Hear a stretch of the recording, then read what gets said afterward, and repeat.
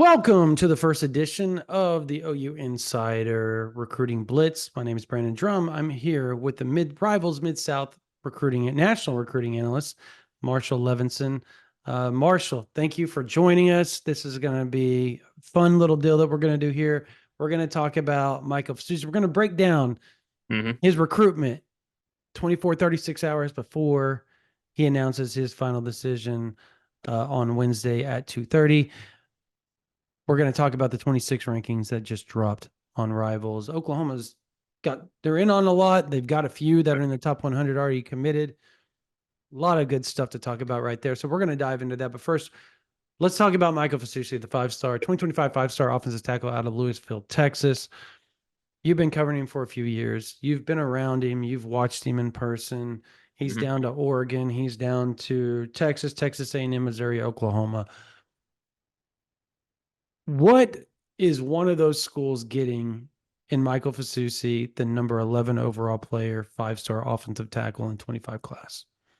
I think the best way to describe it, or kind of the number one thing that you would attach or label him as, is athletic, right? He's 6'5", 290 pounds. So he obviously already has the height, the weight. He's not necessarily one of those guys that you're going to need to spend a year or two building and adding weight to and like shaping, right? He's already a lean 290 pounds, 83-inch wingspan. So he has the length to play that tackle position.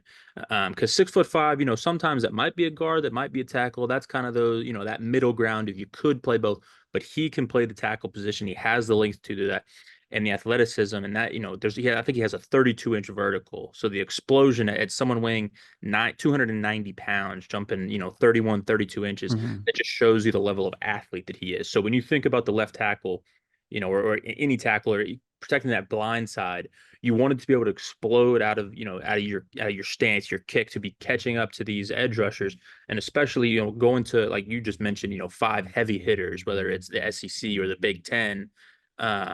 They're going to be facing some top notch defensive linemen across from him, no matter where he goes to any of these schools. So he's the perfect kind of player, that athletic tackle, that modern offensive tackle that can keep up with, these defenders are only getting faster and faster, right? Everything's getting faster on the football field, with everything getting spread out, and the defensive line is the same way. So he is that kind of offensive tackle that can jump out there and cut off defensive linemen, use his athleticism, keep up with them. And he also has that athleticism, that speed, and that footwork to get to the next level, to lay more blocks. So that's what you're getting in him, is just an ultra athletic kid that probably, if he weighed 240 pounds, he'd probably be playing tight end. He has that level of movement, but he just happens to weigh 50 pounds heavier. He can now be an elite level tackle, and one of the more athletic ones we've probably seen in a couple of years. So he's creeping up to the top 10. I think he may be number 11 right now, number 10. He absolutely has a chance to keep moving up. Given his level of athleticism, we're about to see him start his senior year, so it'll be fun to see kind of how he progresses with even another year under his belt.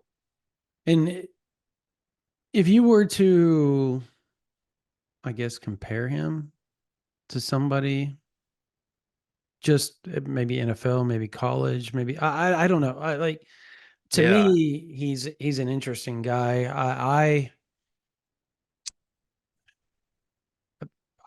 just, as an Oklahoma guy, right. he reminds me a lot of Anton Harrison. Like, Yeah, just yeah, athletic, long, rangy, kind of raw, just because he's yeah. never really had to. He's one of those guys that you're not going to need to, and because I mentioned you're not going to need to build his body, but you Mhm. have such a foundation to work with, where you're not going to need to like retrain him everything. Like, you can start as a building block, but in like almost like a good way, not a bad way. Because sometimes you get guys in and you need to kind of shed them down. You need to break them down, fundamentally, and then Yeah. get them where you want to go. So, and sometimes that can take a year or two for some guys. For him, I don't necessarily think it'll take that long. I think he has a chance to be an early contributor kind of guy at almost anywhere he goes. Not saying he's going to be a freshman starter at any of these schools, Yeah. but I think he's going to be in a conversation of like, oh, hey, this guy can contribute if we needed him to, probably by year two, right? He has Yeah. that level of talent. So I don't necessarily have a comparison. I have to look at some other guys that match up with the measurables. I haven't thought of a necessary comparison. But I mean, again, I said this is the kind of guy that if he weighed 240 pounds, he'd probably be, a freaky tight end that we'd be talking about, right? I mean, he's Yeah. already 32 inches at 290 pounds. So, it doesn't really get much more impressive than that at 17 years old, or so, um, yeah. I mean, he's just a freak athletically, and that'll play anywhere he goes to, any of these, these 5, 6 schools that he's focusing on. So another guy, Tyler Guyton, was a lot like that, Yeah, right? Except for he was a tight end out of high school. TCU yeah. blew up as far as his frame goes. You keep talking about his frame, his frame, his frame, and I was looking at a photo, multiple photos I took of Mm, Fasusi last year. He was probably 275, 280 at the time. yeah. Didn't look it. Like No. he is so lean, Marshall. It's wild almost, like, right? Yeah, I Like, mean, and that's the way that some of these tackles are starting to look. Because I mean, when growing up, when I would think of an offensive tackle, you think of a 320-pound dude that, obviously they're big, they can move and everything.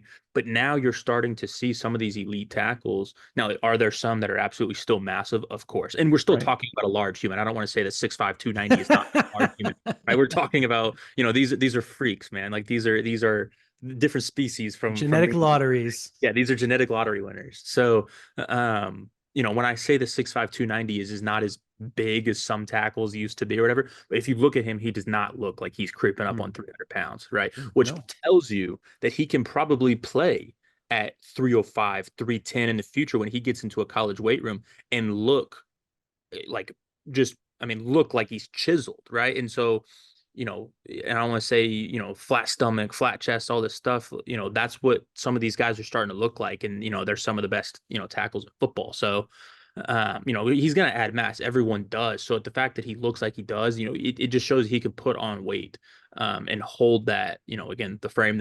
He's got the length, the 83-inch arms, all that stuff. So there's a lot to like with him. He's by far not a finished product, but he's at such a foundation that makes him elite that you can build onto it almost immediately. You don't have to necessarily shed him down in that college weight room, or from a developmental standpoint. He's again, genetic lottery winner. He's going to step in and be an athletic freak even at the next Yeah. level, facing some other athletic freaks. So getting past all that, let's Mm, let's talk about. Obviously, he's going to announce in the next. We're recording this at past 10 o'clock, almost 11 o'clock on a Monday night. mm, Wednesday is when he's going to announce on the 21st. right. Um, how has this whole recruitment played out in your mind? Where do you see this thing headed? Yeah. And how did it get to this point in your mind? Like from what you Yeah. know. Yeah, I mean, obviously ascended the ranks, and I mean, became one of the more popular players, obviously among the offensive tackles, one of the best offensive tackles, in the country. So of course he's breaking in offers from everywhere, right? And I mean, I think with guys, especially, and in within certain regions, the first thought is like, oh, well, one of the regional powers is going to get them. For a Texas Mm, guy, it's going to be Texas or Texas A&M or Oklahoma or LSU, or maybe Alabama comes in or whatever. It's going to be, that's your first thought normally, right? But then as they start to expand, they take visits, college coaches move around, all this stuff. Then a lot of guys pique their interest in other schools, and that's when you saw schools like Oregon come into play and Missouri come into play. mm, And I mean, these schools, Oregon and Missouri, have legitimately, made a presence in his recruitment. I mean, I think it was at OT7, he was decked out in Oregon gear, right? Obviously he's not playing at OT7. He was just there hanging out with some of his guys, made the trip down there, to Tampa. And, our guy, John Garcia, national analyst, he let me know. He was like, yeah, Fasusi's here decked out in Oregon gear. So, these are teams that he's legitimately interested in. And we've seen that grow over time. Missouri has made a heavy recruiting presence, especially among the offensive linemen in Texas. You got Lamont Rogers committed there, Henry Fanuca. So I mean, you've got top offensive linemen. So I mean, when Fasusi sees that, it's like, oh, okay, like this isn't just me thinking something. Like there's other people that are thinking yeah. what I am, and so it kind of bolsters them, within the recruitment. So, but then Oklahoma's always been in it, right? Texas has always been in it. Texas A&M always been in it. So I mean, this is one of the more packed recruitments. And I say that there's only really 5 schools in play when it comes down to it. But at all times, I think every single one of these staffs or insiders would say that those schools felt good about their chances with him, That's right? facts. Yeah, And that's so, facts. at various points, and that's not necessarily uncommon for two or three schools, but for me, for five, that's there's been a busy recruitment, right? So, now Mhm. we're 24, 36 hours. There's one school that looks like they're sticking out, and we'll get to talking about that in a second. And there's maybe a ranking you could provide, and I did that, last week, that you guys put out there as well. And we can break that down a little bit. But yeah, I mean, this has been a recruitment that multiple schools have felt good about over the last, 4, 5, 6 months.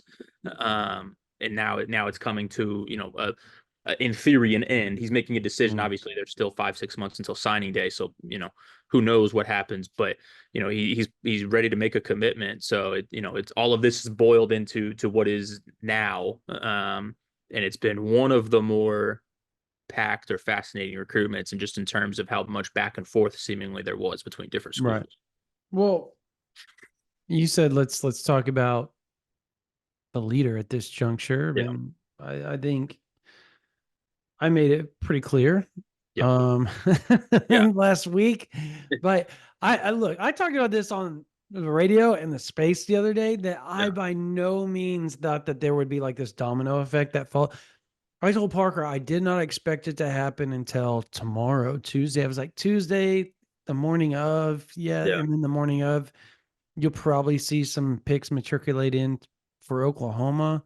yeah, Didn't expect that. I mean, it yeah, just went like everybody just kind of started to get falling suit, catch him. I mean, I think yeah, he was the second one yeah. to just go ahead and do it. And I think that's what really opened everybody's eyes. It wasn't mine. It was Jeff Ketchum's When you see pick. insiders from other schools that are the primary contenders put in Mhm. picks, it's like, okay, there's something happening behind the scenes. And I mean, everyone starts to talk to everyone. And yeah, I mean, Oklahoma over the last, week, 2 weeks has really started to pick up that steam as being the favorite, right? And everyone has seen that now. And so, you know, OU has, again, like I said a few minutes ago, they have been in this forever. Bill Bedenbaugh being, the biggest part of that. Mhm.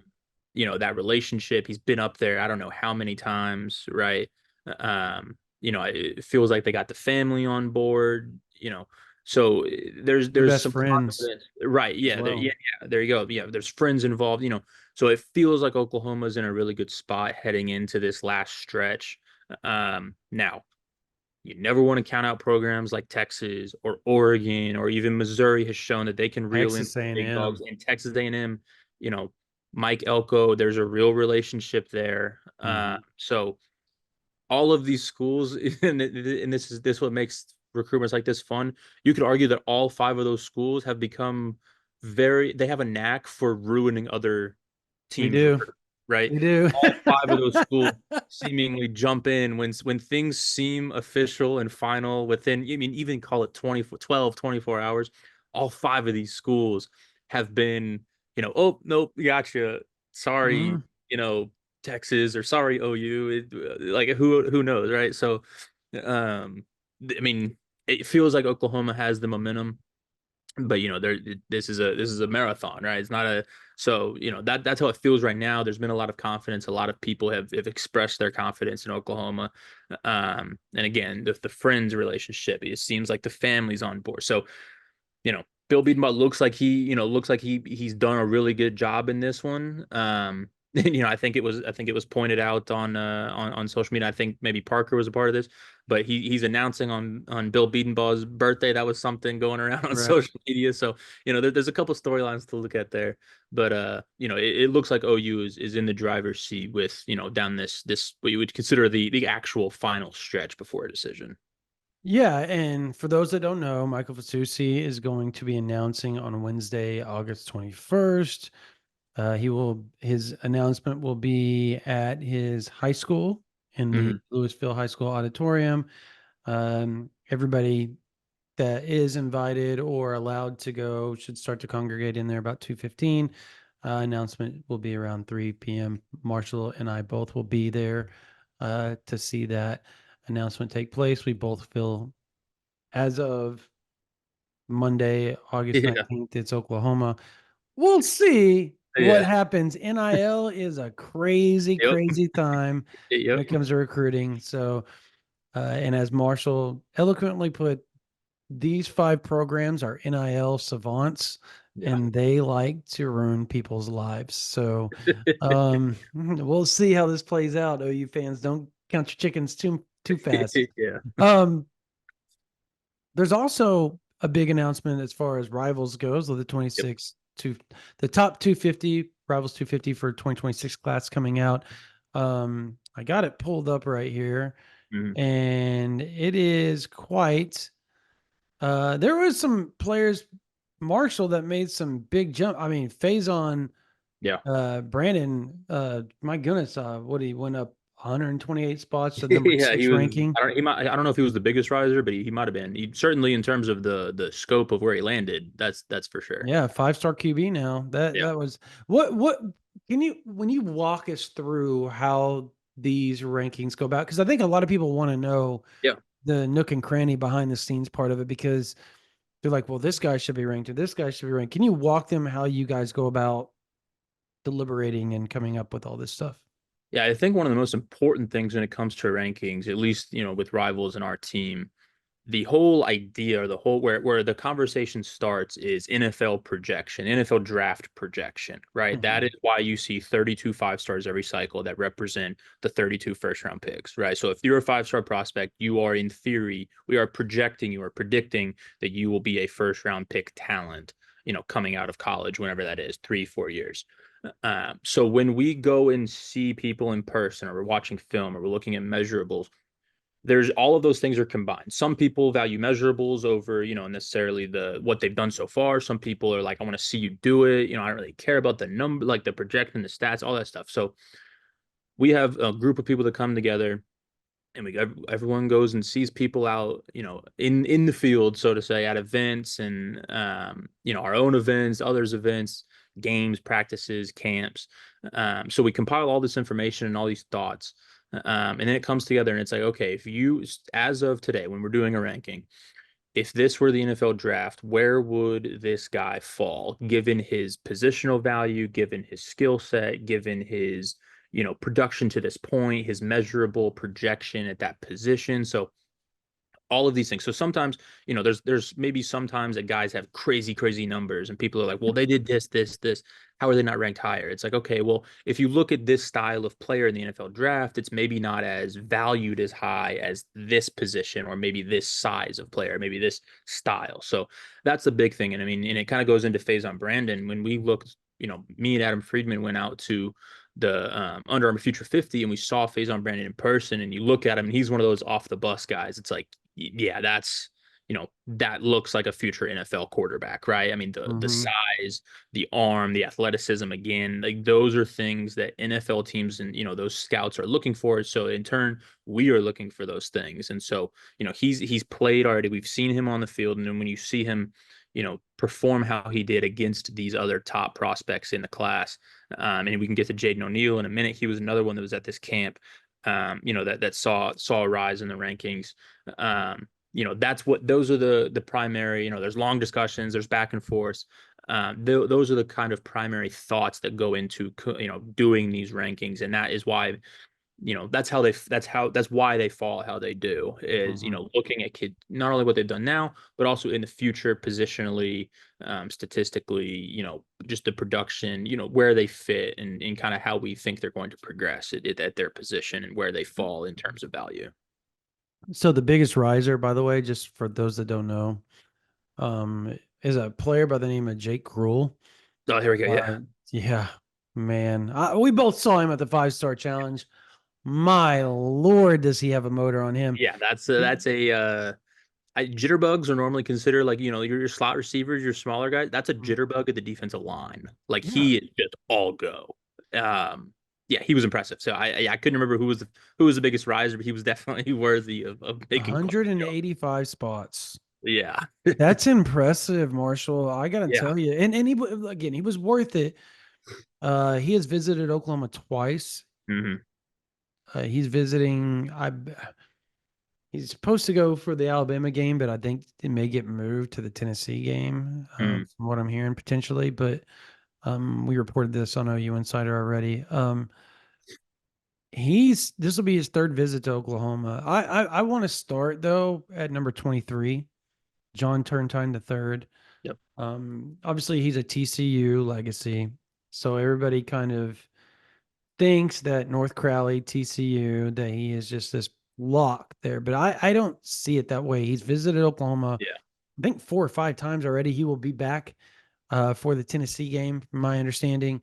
Um, and Texas A&M, I believe LSU. I Yeah, think there's a those are the lot. big ones, and Yeah, those are when I said earlier, you see these top guys, and you think of the regional powers first, rightfully so. Like yeah, it's going to be Oklahoma in the picture. It's going to be Texas. He's been there a few times. It's going to be LSU, and I mean, I wouldn't be surprised if eventually, Alabama is right. rising Yeah. those ranks. So those are going to be the. He's not going to be just a TCU lock. Now, could he end up there? Sure. But it's not Mhm. going to be an easy battle for a guy like that, for a TCU. Um, and Oklahoma is obviously with the increased brand of the SEC, they're involved in a lot of these top guys. Yeah. And are they going to get all of them? Absolutely not. But they're going to be in the picture for more than for most of them down the line. Right. And then you go down to, I think the next name that everybody, I think some people will recognize, some people won't, is athlete Brandon Arrington out of La Mesa, California, Helix High School. Look, he's ridiculous. Oklahoma's recruited him as a cornerback. He Yeah. was just out at Oklahoma. He will also be back for the Tennessee game on September the 21st. You've probably watched film of him more than you have seen him in person. Yeah. But you have seen Jaden O'Neal, the number Yep. 56 overall player in the country, Oklahoma's 2026 four-star quarterback commit. You liked what you saw out there in Florida. Yeah. Let me ask you: does he have the makings? And you obviously saw him at Oklahoma as well for the Yeah. camp. Yeah. Yeah. Um, does he have the makings of a five-star quarterback when it's all said and done? Like, what is it going to take to get Jaden O'Neal to that with that fifth star? For him, I think it's more just about the consistency. Now, when you look at him, that's a grown man playing high Mm-hmm. school football, right? I mean, he's a thick, well-built quarterback. Um, I think there was 8 or 9 quarterbacks out at the Future 50, and I think the entire time he was in the top three, right? And just in Right. terms of the accuracy, the arm strength, going through drills, going through just different aspects of the entire camp, he was in the top three, and those were all the 2026 quarterbacks. And so there was a couple guys that were at the top that weren't there due to other conflicts or injuries at the time. But I mean, we saw most of what you would probably consider most of the top, 8 to 12 quarterbacks, at Future 50, and he was absolutely one of the best. So in terms of rising to 5-star, I think he's one of the guys where it's just going to be about more exposure to him and just seeing him Mm-hmm. live again. I've seen him twice now, and I mean, obviously Adam Gorney, recruiting director out in California is going to see him as well as at other events in the future that the rest of our team is going to see him again. Um, but to answer the question, I do think he is one of those guys that has a chance to end up as a 5-star prospect. The size is really really big, and you're going to the SEC. He's not gonna be a fragile kid, right? So Right. I think he's going to be among the top performers at most of these camps, in events we see him at, which, bodes well for future rankings. And, I don't have, what number is he at right now? I don't have it off the top of my head. Um, What he's 56 right now. 56. So, I mean, if Yep. you think, there's 32 5-stars every cycle. And so, we're not near full at all in 2026. I think there's 10 5-stars so far. So, I Right. mean, there's more to come, 22 more. So, I mean, over time, if he shows that, we've had just even in this cycle, the 25 cycle, we had Keelan Russell rise from just inside Ridiculous. just Yeah. inside the rivals 250. Now he's number 9 overall. He was number 243 or whatever in like What February. phase on Brandon? Yeah, 26 Peyton class. Brandon's I a mean, good one. yeah, I there mean, you go. that Same was class. about. I mean, you just look at him, you're like, yeah, man, like, and it's the athleticism, it's the running ability, it's everything that you look at. Um, and I think sometimes we get enamored with the dual threat guys. Keelan Russell is one of those, and I think Jaden O'Neal, I want to see, and I'm not the only one. Just want to see him put together a really really strong season one but just show those skill sets day in and day Hmm. out, and it'll bode well. Whether he's a 5 star, he obviously is an elite level 4 star prospect right now. He's obviously got the goods to play the position at a high level. So, it'll be fun to watch him and see how he progresses. Because again, the size is one thing. Like, how much does he grow? Does he grow? Right? Right.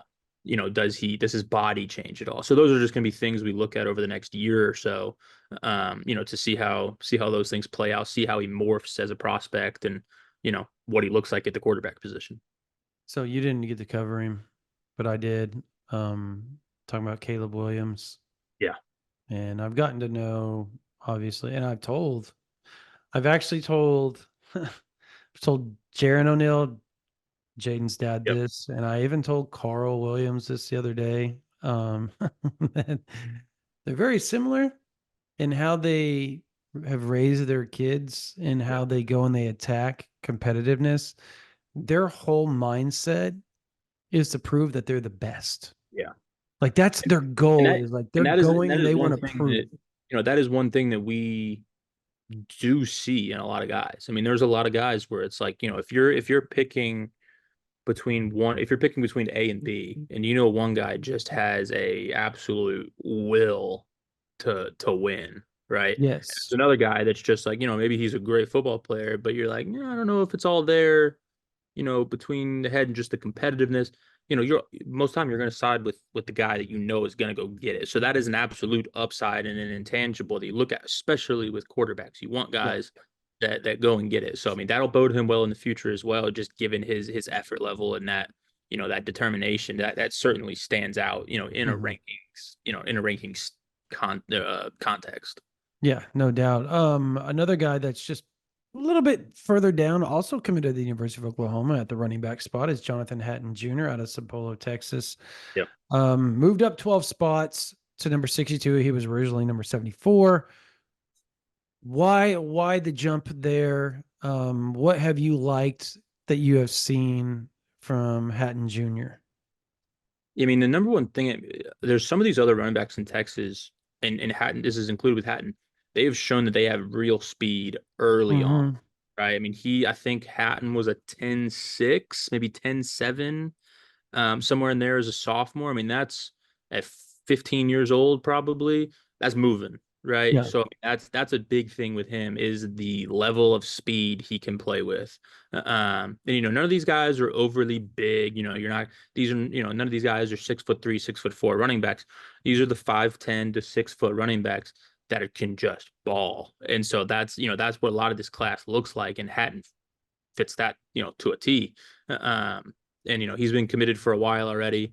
But that's the number one thing I see. When you look at those verified speeds, you see that I think it was a 10.6 or a 10.7, in the spring maybe.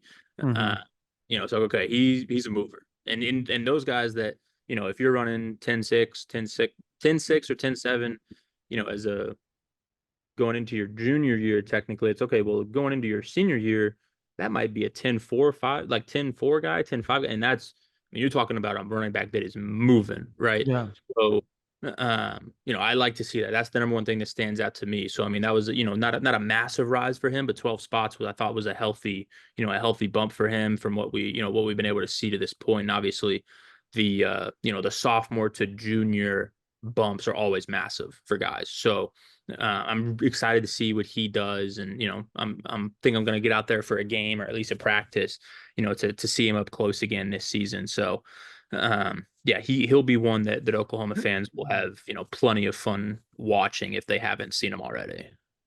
And then Jalen Lott right below him, Yeah, literally at 63. Another OU target. Obviously, he's a Texas X. right. So right and legacy, but it doesn't seem like Texas is like just a given to get him. So he's visited Oklahoma several times. Oklahoma is recruiting him at the wide receiver position. Emma Jones has been after him. What did you like about him? And what did you like, obviously, about Amarian, or excuse me, Taj Overton, the 4-star defensive lineman out of Owasso? Yeah, I mean, well, quick on Lott. He's one guy that I want to see more. I haven't seen a ton of him in person. I've Hmm. seen some stuff on video. and I want to get a better understanding of what he looks like in person and everything. But obviously, we know he's a great playmaker, and like you said, the legacy and some of these legacy guys in the 25 and 26 classes, they're not necessarily locks to where they've been attached to, at least Right. early in the process, right? With Overton, I was finally able to get like a good look at Overton, in for this update. I love what he could do from the inside, right? He's an absolute disruptor. He is one of my candidates for he might just continue rising, right? Right. I mean, there's been some defensive linemen in Oklahoma the last few years that have been top shelf guys, but he might be the next just monster on the defensive line, and that's kind of going back to the angle of rankings and the NFL ways that position is becoming more and more important, like by the day, is that Yeah. interior pass rusher, and he is just on go, right? And he just mauls dude in his path, and he's just slinging dudes. So that's a position that is adding value a ton right now, just in the sport. And when you look at him play, it's like, yep, that's it right there. So, Hmm. I think he obviously, I definitely thought that he deserved a bump, and he's one that he might continue to do that. I want to see him at some, obviously it's season's about to start, so I'm going to see him, watch him all season. But then after this season, definitely want to see him at some events, see how he stacks up side by side with some other guys that we know are at that caliber. Hopefully that's something we are able to do. I wasn't able to see him at many camps, but you know, he's one guy that I think has a really good chance to be pretty special at that position. And then I'm trying to, I thought I saw him on here. Maybe I'm crazy. Was Isaiah Williams out of Missouri City? Did he, maybe he didn't get on this list. Yeah, I mean Maybe. he's one that I like. I'm trying to let me search for us real quick. Um, I I gotta plug my computer in. swore I thought I saw him, but maybe I didn't see him. Maybe I'm crazy, which is Yeah, not he's out he's of a the 4 star ordinary. for us. He's just outside the 250, but he's Gotcha. definitely a 4 star prospect with us. And he's another one of those guys that I'm eager to see this season in person and see what that progression has looked like from the last time I was able to Hmm. watch him. Is his talent level certainly, like I said, just outside, not far outside the 250, certainly has the ability to be in the Right. 250 at some point. Very nice. All right, man. Well, look, there's a lot of guys on this 2026 Rivals 250 class. If you haven't checked out rivals.com, if you haven't been over to OU Insider, Marshall does great work over there with us. He covers Texas, he covers Oklahoma, Louisiana, Arkansas for Rivals, a huge, huge region. So he's out and about. He's going out and he's seeing all these top targets. And look, we appreciate him coming on here and breaking all this down. So if you want to go Say to one OU, thing, I'll say go ahead. another thing too. This weekend I'll be going out to see Peyton Houston in their first scrimmage. I'll There be on you the go. That's an shoulder. OU Like guy. another Yeah. connection to OU. He's high on OU. OU's high on him. So Hmm. I'll have some clips coming from now and that I'm sure OU fans will be very intrigued to see Yep. how he starts his sophomore season. That's awesome. So yeah, if you want to go, make sure you go to ouinsider.com. Make sure you go to rivals.com. Oh, look, we're company wide OU Insider, no matter what Rivals platform you want to look at, or site, 60% off right now. You get a whole year. That means for $39, you get a whole year of OU Insider. You get a whole year of rivals.com. Come and join us. $39 gets you a whole year. All you have to do is use the promo code kickoff 2024, all caps, one word, big one word, kickoff 2024. And you can get OU Insider, you can get rivals.com, 60% off, $39, get you a whole year. That's $61 off the regular price of $100. So you can't beat that. Again, for Marshall Thune, our rivals.com Mid South national analyst. My name is Brandon Drumm. You guys have a blessed day.